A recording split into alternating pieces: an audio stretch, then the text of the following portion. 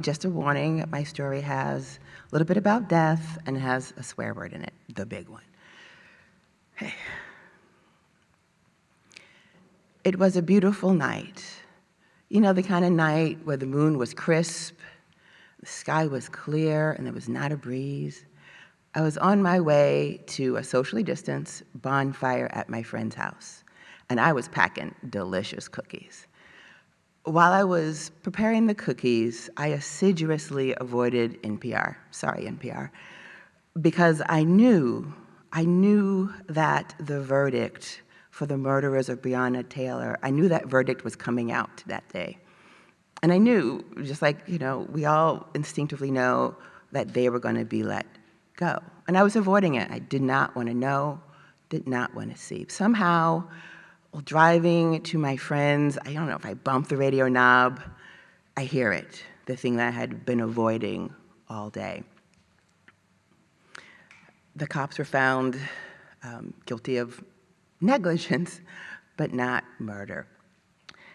And, you know, there's a ledger of loss that comes with being Black in America, and it has a whole list of names, you know, Renisha, Ahmaud, Tamir, Brooklyn, George.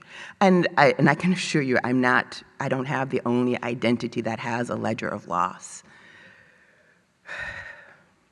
That list of pros and cons and good and bad, that's both instinctive and destructive. There's also a calculus of grief, one that's simply the numbers, just the facts, ma'am. You know, 26 years old, 5 shots, took her a minute to die, lay on the floor for 20 minutes until the cops came, while Ashley, who stormed the Capitol and saw the gun, was at the hospital in 7 minutes. The videotape that's currently in court, 9 minutes and 29 seconds long.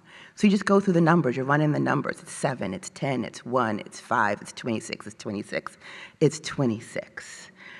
And I don't know why I'm so fascinated by Breonna. I mean, we have nothing in common. I mean, her pictures are beautiful in life and in death, but I don't know her. I mean, we're so different. She grew up in an urban center. I grew up rural. She is young, and I am dreaming of retirement. She is a big sister. We both have tattoos. We're dreamers. We are hope manifested.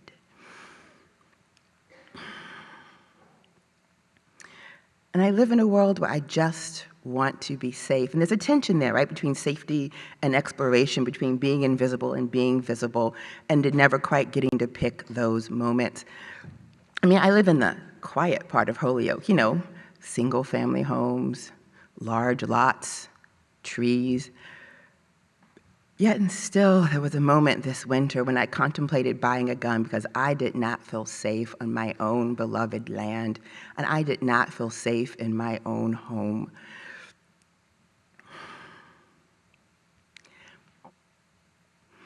My mother promised me that if I was a good girl, that I would be safe. It's such thin gruel, that offering, you know, respectability. If I was a good girl, I would be safe. And we all know that if you go from asleep to dead, there is no safety for you, there is no safety for me.